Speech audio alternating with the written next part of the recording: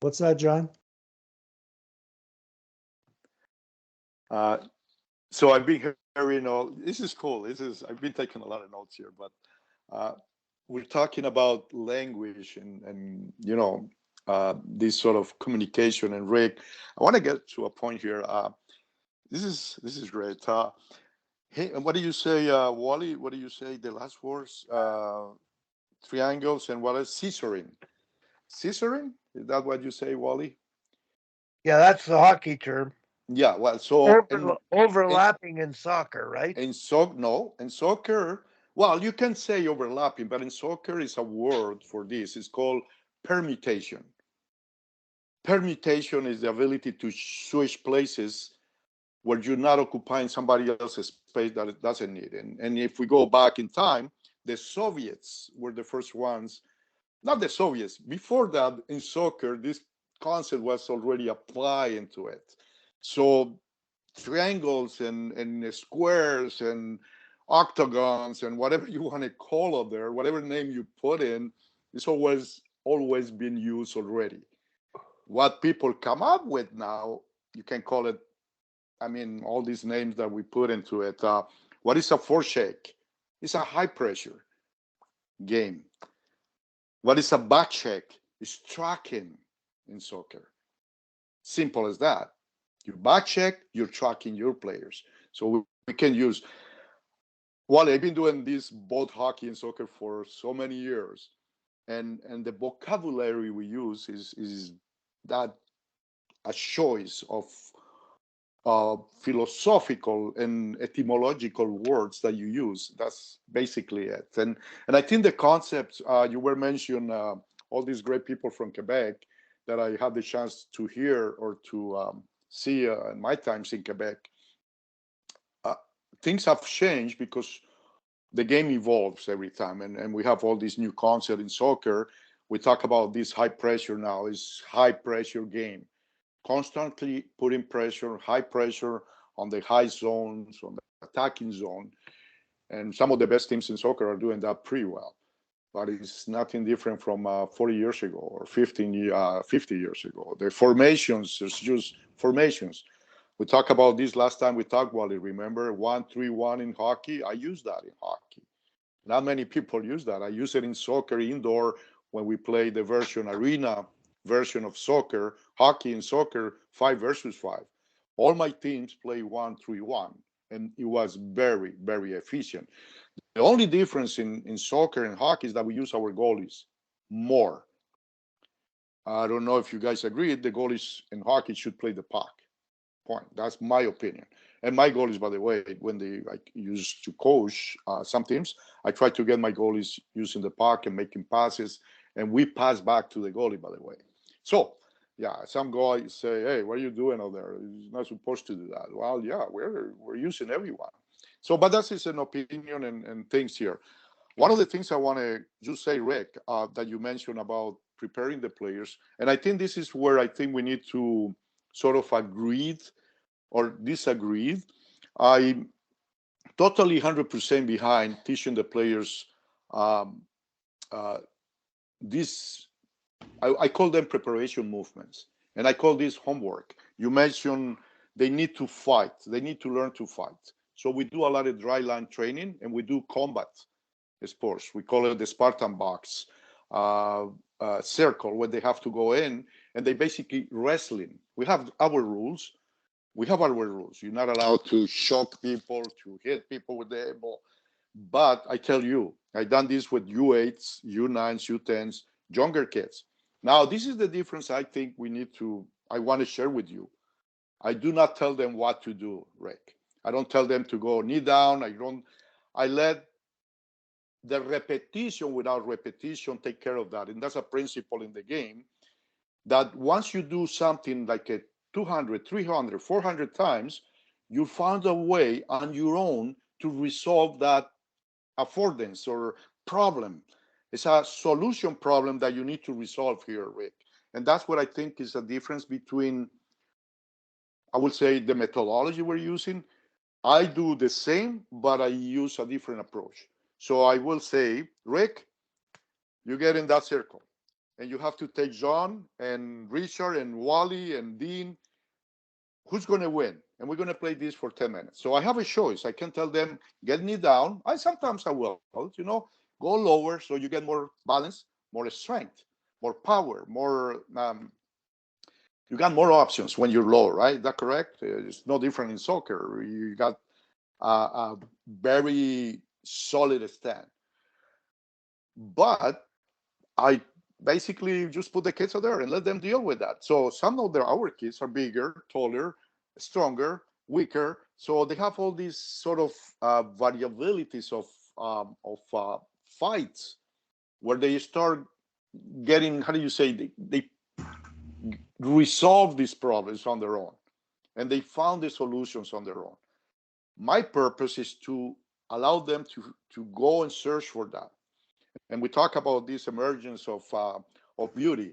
And eventually, what I've seen with the girls, especially on the girls' side, because they're not used to that contact, it's pretty interesting. And the U11, U12, U13, after 1 or 2 years of doing that, oh my God.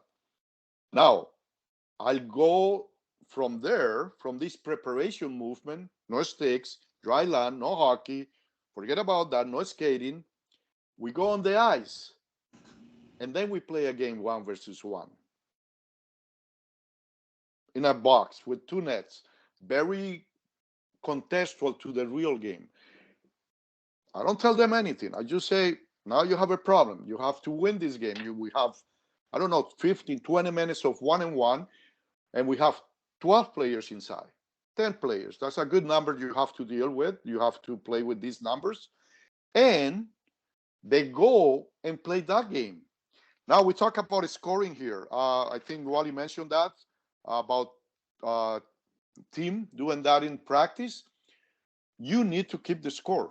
Richard, we talk about this. We need to keep the score every time. What is the purpose to play a drill?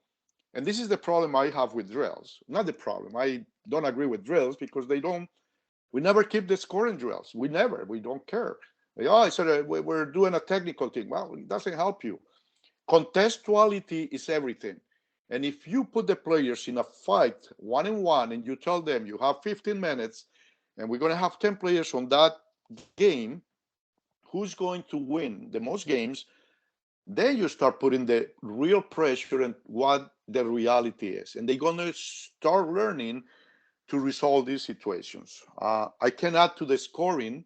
By the way, I call it scoring the last frontier.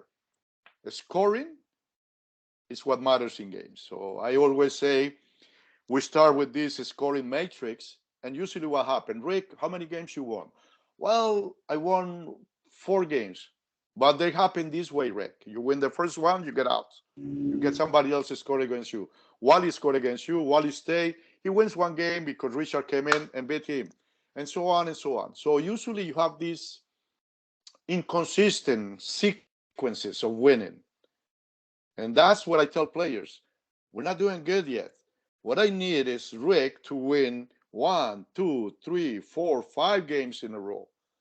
Now we're achieving some sort of potentiality here that start directing the players towards understanding what this means. So I think if we add that preparation movement, like you say, we break it down. You want to break it that much down? Maybe good. Me, I say, found the solution. You're going to play 100 games. You're going to have to get good at this. And then suddenly I seen it with my players at the time and with the younger cohorts. They become so skilled at found solutions without me telling them how to do. And that's the magical thing. Is how we create that magic component. How, and when I mention Bobby Orr, I always go back, and it's not about Bobby Orr when he played in the NHL. It's the Bobby Orr that was racing like Gretzky, any good player, who was racing at 7, 8, 9, 10. How he did it? That's my question. That's my question. How he did that? If you tell me that a coach came, and please prove it me wrong, please prove it, that he went to Bobby Orr and said in a pond, Bobby, you have to get this, you have to do that, you have to get this angle, you have in soccer, you have to align your shoulders to the. I don't think I'm going to find anyone telling me that. John, Pele, what he did, him and his dad. yeah, Okay. tell me. Yeah, I will. I mean, I read his books, all his books, and I heard him talking a lot. So I wish I could talk to him one Well, day. John, the one point I wanted to make is relates to what you said, and it's a deliberate part. At the Yeah. kitchen table, using Yes. salt Yes. shakers, he and his dad talk through the game. The inquiry of discussion with a father at Yes. his young age. So he was guided learning there. And I'm not sure if, I just think it's worth bringing. The point is the idea of discussing it, reflecting on what you're doing. Absolutely. Absolutely. Yeah. I think, Wally, I think I want to make sure we understand each other here, everyone. When I say, we talk about game and everybody thinks, oh, they just play game. These guys only do games. No, I coach my kids. They play pro soccer. Junior play pro soccer. My other son is an amazing player. And they play hockey, by the way, until the age of 12. And they were bound to be very, very good. But they somehow, destiny put them through soccer. Now, we talk about soccer. And I will tell you one thing, they watch soccer a lot and hockey. They watch games. They they ask when we play, they say, Dad, how you did this? I say, well, I used to be pretty sneaky when I play. So I say, I love to deceive people a lot. So they ask questions. Of course, Wally, they are the first ones that we need to pay attention because they ask questions. Rick, and I hope your players ask questions when they come to you and say, hey, Rick, how are we going to do this? And of course, it's time for feedback. It's time for, I call it whispering. It's like you give this little whisper out there. Hey, Rick, just bend your knee and wake him because you got to, I go back here. We got to teach deception, and we're not very good at. I have a question, Richard. I ask the coaches every time, and I tell coaches how you teach 1 versus 1 before you teach 1 versus 1. And then everybody look at me like, what? What are you crazy? What are you talking about? What sort of question is that? But behind any preparation movement, Rick, like you say, is a vast complexity of knowledge that you have and that you are passing on. How you take that knowledge and provide it to the kids, that's the next uh, simplicity that we need to come up with. And Leonardo da Vinci said it very, simplicity is the ultimate sophistication. We know that sophistication, maybe after so many years, the kids don't need to. So I'm very careful when I break down my stuff, and I do prepare the kids a lot. That preparation movement, deception, faking factory. We work on deception tons, but we do it in dry land, Rick. We never do it on the ice. On the ice, because it's so precious, like the Russians did, Soviets were experts at dry land. And we know Tarasov. If you study Tarasov, I done it intensively. I read it. I keep searching about. The guy who I'm really, really searching is Arkady Cherchenev as his second hand, the guy we never talk about. And he was apparently as good as Tarasov. But I cannot find anything about his writing, nothing. I've been searching him for the last 5 years. And What's the last name? Arkady Cherchenev. Okay. He was the second hand of Tarasov. And then when Tarasov went off, he went basically, you know what? This is interesting. He won more titles than Tarasov, world championships and Olympic medals than Tarasov. So He's basically, by right, a soccer. Arkady Cherchenev. Yeah. He's a soccer coach. No. So he's a Soviet hockey coach who played pro soccer too. He was a pro soccer player and a pro hockey player. So I will say a lot of the ideas Tarasov put in place on that hybrid methodology of dry land and hockey came from soccer. And I think Arkady was one of the big thinkers out there too. So going back to what Rick was saying about, and you, Wally, talk about deliberate practice every time. I think it's a place in time for that. But for me, it's homework and it's about doing in a dry land environment where you can take the time to explain things and maybe use the tactical board to talk about concepts. But when I get on the ice, I do not waste my time and deliberate practice ever and drills ever. We just play games. Now the games, Richard, we talk about this, are designed with the purpose of bringing these contextual situations that have to be resolved at that moment by the players. And this, Wally, applies to youth and to pros because I've done it with pros in soccer. Hockey, I'm waiting to get my hands on because hockey is no different. Soccer is no different. Pros are not different from kids. I always say they have more money. That's it. But they have the same problems tactically, mentally, to digest or to process the game. Now, remember, pros go faster, they go harder. And I go back to this thinking you have to be very careful when you design stuff. It's about the kids. I will design one game for pros, it will be the same for the kids. But the way I measure and I apply the concept is different from one side to the other. Yet, it's the same game.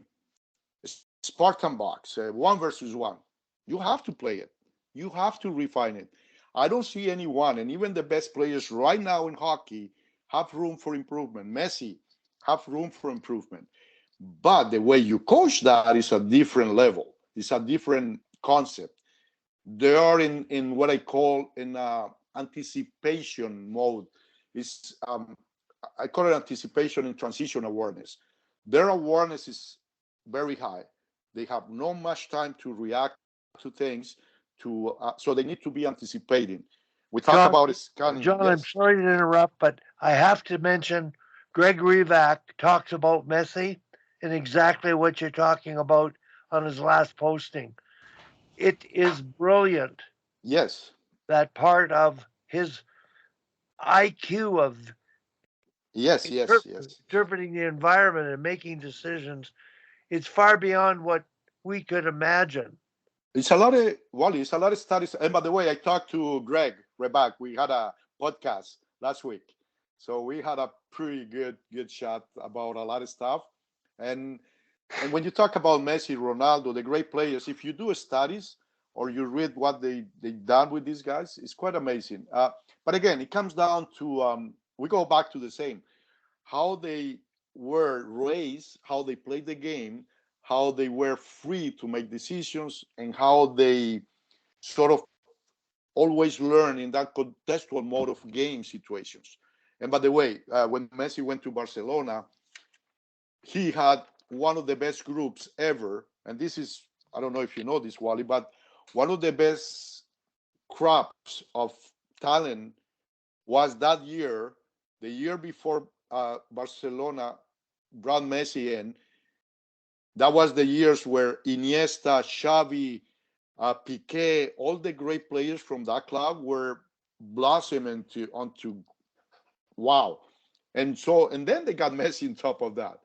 So that was quite amazing. And the training they did was pretty similar to what we call in now game sense approach or this nonlinear ecological dynamic because Horsewayne, believe it or not, Wally, Horsewayne, who spent Vanessa spent time with Horsewayne in Germany for 5 years. Horsewayne, who was one of the best or the first guys to talk about game intelligence and game approach to teaching game sense, was doing stuff with Barcelona at that time. So when you start putting the dots together, all these things align. And I've been searching, and I tell you, I hope I have done my homework because I've been searching and hockey and soccer, this sort of grail we talk about. So at the end of the day, like I say, how we they always say always lead to Rome. everybody's taking a weight to go around. But I think, hopefully, I think one day we can get together and put this in a week camp and sit down together every night until 3 o'clock in the morning and create these games and apply them and see how they work, how they interact, because that's what I keep doing it. I'm coaching now a U18 girls group. BCSPL is kind of the highest league here, like a AAA, I guess. We're at the bottom of the table. I just did another girls 3 weeks ago, but it's beautiful. I love it. I just jump in with my son, who's helping me, and we're embracing it. And it's been a very interesting thing because the girls are, I can tell you this, they were used to that traditional approach of we tell you what to do, this is how you have to stand up, this is where you go. And now I'm coming in from another different approach, and their first 2 weeks were hard. They're like, wow, we're not used to this, John. You don't tell us what to do. I say, well, what I should. Let's go start. So I started implementing some of my approaches now. I go back a little bit here. I do not pretend that in 9 months that I'm gonna have them, because after that they're gone. I'm gonna have the capacity to change them, but I will at least give them a taste of what ecological dynamics or a nonlinear approach means in sports. And I John, think they're I'm going yeah. to interrupt you here because um, I I know you do what you do. You have a team and you're doing what you want to do, and you want to influence coaches to do more of the same thing. My question to all of you is my situation. All I want to do is convince three U13 coaching staff to play more small area games. How do you do that? As a paid mentor of an association. Richard, you're doing that. You're running ice times. I'm not. I'm there. I could have 15 minutes of prescribed time, but how do you convince coaches to change their philosophy of practice to being game like? Because run a coaching clinic, make it free, tell the association, come on, gather up some ideas that you've stolen or thought about over the years and give them an hour and say, all right, here's what's going on in the hockey world. What do you think? That's what I've been doing for the last bunch of years. I have these conferences. I have coaching clinics. They don't have to come. I get 20, 25, 30 coaches coming every time. what is your role? Like, I'm just coaching this team right now. I don't have a role. and you say you run coaching clinics. Well, I tell the association I'd like to run a clinic on such and such and such and such. That's his good. And they say yay or nay. On Oshawa, they've been saying yes. Whitby girls, I've been here 7 years from Ottawa, and I've run probably, I don't know, 25, 30 coaching clinics over 7 years. I can't rely on the OMHA or the OHF because there's no leadership there. They do their thing. So I present them with ideas that I've stolen or used or borrowed, or tell them what you guys think about this. And whether or not they apply it, I don't know. Maybe seeds have to be planted and watered in little bits, here and there. But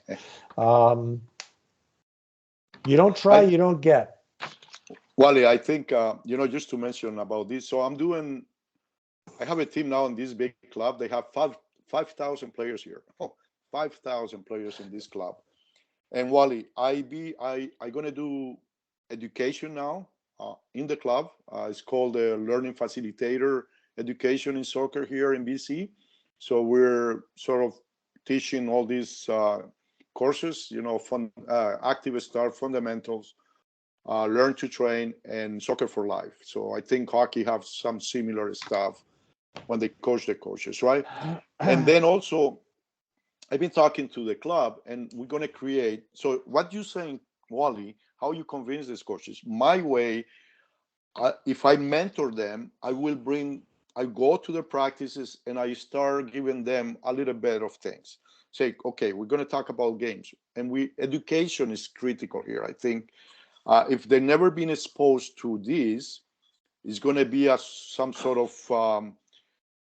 whiplash, you call. It's like they're going to be resistant to it sometimes, Backlash, Wally. backlash, Backlash, yeah, whiplash, backlash, sorry. And eyelash. then, yeah, so I think that's one of this my own experience have taught me that when there's a resistance out there, because some are very tough, it's like I don't know, you know what, you're talking bull crap here, you doesn't make any sense to me. Yet other people are very open, so when you need to connect to them somehow and go from the beginning and say, we're going to try a different approach, see if you like to try these things. And that's how I done it in the past. I've been very patient. Some of the coaches have opened big time. Others are pretty, like I say, pretty hard traditional, and they don't want to change, and that's it. And that's done, because you need you need a lot of support, Wally, from the club or a leadership part.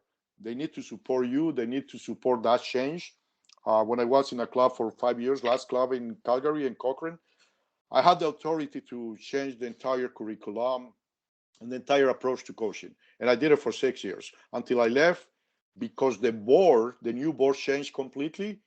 And they say, oh, this approach is a little bit weird. We want to go to the next level and do. I say, cool, that's time for me to go then.